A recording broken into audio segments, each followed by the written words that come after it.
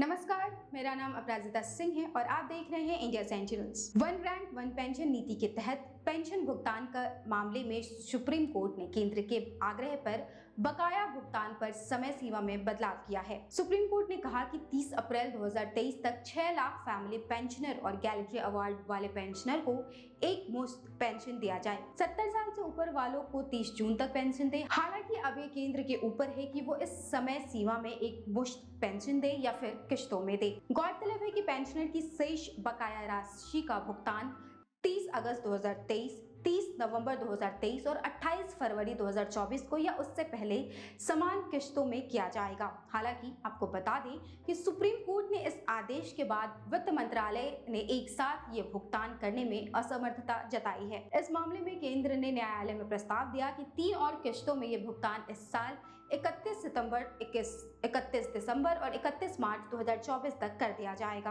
आपको बता दें कि न्यायालय के आदेश के तहत केंद्र ये भुगतान करने को बाध्य है और इस स्थिति को ध्यान में रखते हुए केंद्र के प्रस्ताव को न्यायालय ने स्वीकार किया है।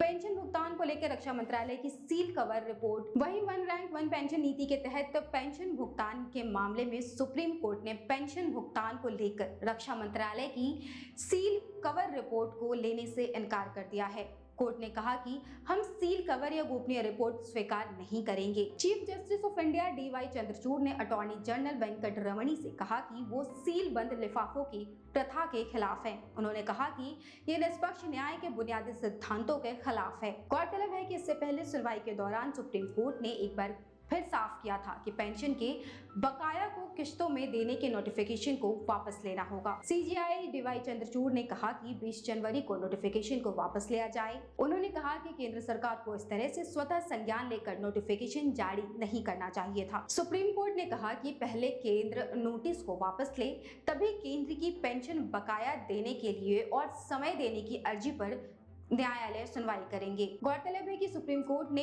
AG से अगले सोमवार तक पेंशन बकाया के भुगतान को लेकर एक नोट मांगा है। उन्होंने कहा कि इस नोट में बताया जाए कि कितना भुगतान बकाया है और इसके लिए कितनी टाइमलाइन में ये चुकाया जाएगा। साथ ही सुप्रीम कोर्ट ने कहा कि इस नोट में ये भी बताया जाए कि बुजुर्ग या विधवा पेंशनर आदि को कैसे प्राथमिकता के तहत पेंशन दिया जाएगा। दरअसल सुनवाई के दौरान केंद्र की ओर से अटॉर्नी जनरल R वेंकट रमणी ने कहा कि उन्होंने एक अर्जी दाखिल की है। पेंशन बकाया भुगतान के लिए मंत्रालय को कुछ समय और चाहिए और 31 मार्च तक पहली किश्त चुका दी जाएगी। गौरतलब है कि 27 फरवरी 2023 को सुप्रीम कोर्ट ने रक्षा मंत्रालय को एक कड़ी फटकार लगाई थी और कहा था कि वन रैंक वन पेंशन को सुप्रीम कोर्ट के आदेशों का पालन करना होगा। दरअसल 20 जनवरी को रक्षा सचिव ने एक नोटिफिकेशन जारी करके कहा था कि वो वन रैंक वन पेंशन के तहत पेंशन को 4 किश्तों में देंगे, जबकि 9 जनवरी 2023 को सुप्रीम कोर्ट ने कहा था कि 15 मार्च तक सभी को भुगतान किया जाए। आपको बता दें कि दरअसल वन रैंक वन पेंशन का भुगतान सशस्त्र बलों के उन कर्मियों को किया जाता है जो समान सेवा अवधि के साथ समान रैंक पर सेवानिवृत्त होते हैं, भले ही उनकी सेवानिवृत्ति की तारीख कुछ भी हो। दरअसल जुलाई 2022 में भारतीय सेना में लागू वन रैंक वन पेंशन को लेकर दायर पुनर्विचार